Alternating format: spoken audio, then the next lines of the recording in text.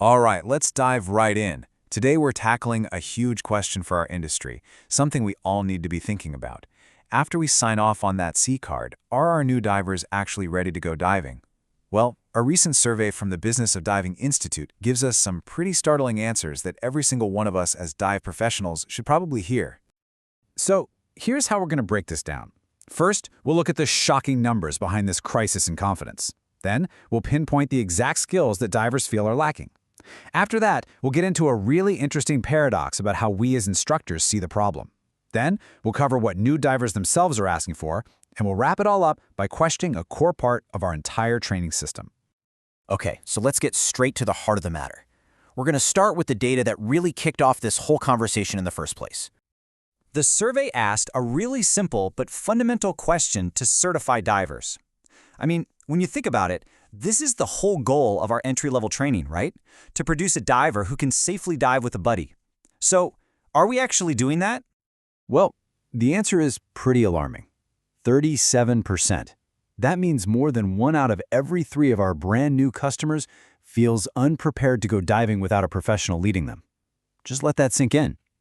As the survey points out, these are the divers who are most likely to become dropouts. That's a massive retention problem for all of us. Okay, so why? Where does this feeling of being unprepared actually come from? The survey dug into the specifics of what might be going wrong during training. Now look at this. The thing that just jumps right off the page is the consistency here. Look at those top 3, buoyancy, hovering, and trim. We're talking about more than half of the divers pointing to these absolute cornerstone skills. I mean, come on, we all know you can't be a comfortable diver, a safe diver, or an environmentally aware diver without having your buoyancy dialed in. And this data is screaming that we are failing to teach our most crucial skill. And you know, this isn't just a number on a spreadsheet.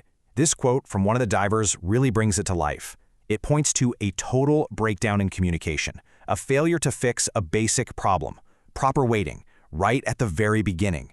We've all seen this or heard stories like it, and it's a wake-up call that we've got to listen better. And get this, the data also showed a pretty huge split depending on where people got certified. Look at this difference. Nearly half of the divers who got trained on vacation felt unprepared. Compare that to about a third of those trained at their local dive shop. It really suggests that those compressed, rushed schedules you often find in tourist spots might be a huge part of this problem. Now this next part is what really made me stop and think. Because the survey didn't just talk to students, it talked to us, the instructors, and it uncovered this fascinating and honestly a little uncomfortable paradox. When they asked instructors about the dive industry as a whole, the verdict was pretty clear. Nearly 2/3 of us think the quality of entry-level training out there is low. We see it. We see the unprepared divers. We know there's a problem with the system. Okay, no big surprise there. But then they asked another question. And here is the dilemma in a nutshell. While most of us see a big problem in the industry, over 75% of us rate our own courses as high or very high quality. It's the classic, oh, the problem is out there, but it's not me. I'm one of the good ones, right? And you can immediately see how that's a massive barrier to change. If nobody thinks they're part of the problem, how are we ever going to be part of the solution? So if we know there's a problem, what do the divers themselves say would actually fix it? The survey asked them, straight up, what would have made you feel more ready? And the answer is just overwhelmingly simple. It really boils down to one thing: more time. Over 70% said they just wanted more dives. Nearly half said they wanted more time to practice their skills. It really seems to point to this mismatch between our standard, rigid course schedules and the actual time people need to feel truly comfortable in the water. And I know what you might be thinking. More time means more cost, and students won't pay for that. But check this out. The data tells a completely different story.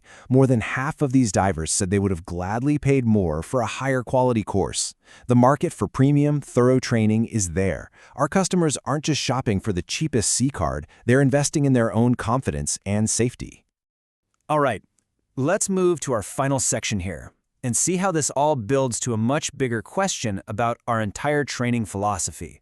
And it really zeroes in on one particular word: advanced.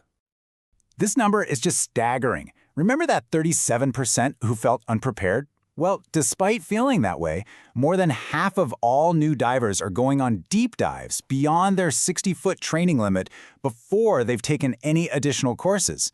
They might not feel ready, but they're following a dive master down to 100 feet or more, and that just raises a huge question about whether our training truly prepares them for the kind of diving they're actually going to be doing. And this quote from an industry pro just absolutely nails the debate. The argument isn't that the content of the advanced open water course is bad. It's that the name itself is the problem. It gives divers a false sense of confidence, a feeling of mastery that just isn't there after, 9 total dives? And that really brings us to the final thought, the tough question this data forces us all to ask ourselves. Are we focused on creating truly competent, confident, autonomous divers who can safely plan and execute a dive with a buddy? Or have we become a little too focused on just efficiently issuing certification cards? The numbers really suggest there's a gap between the two, and it's up to us, the professionals on the front lines, to close it.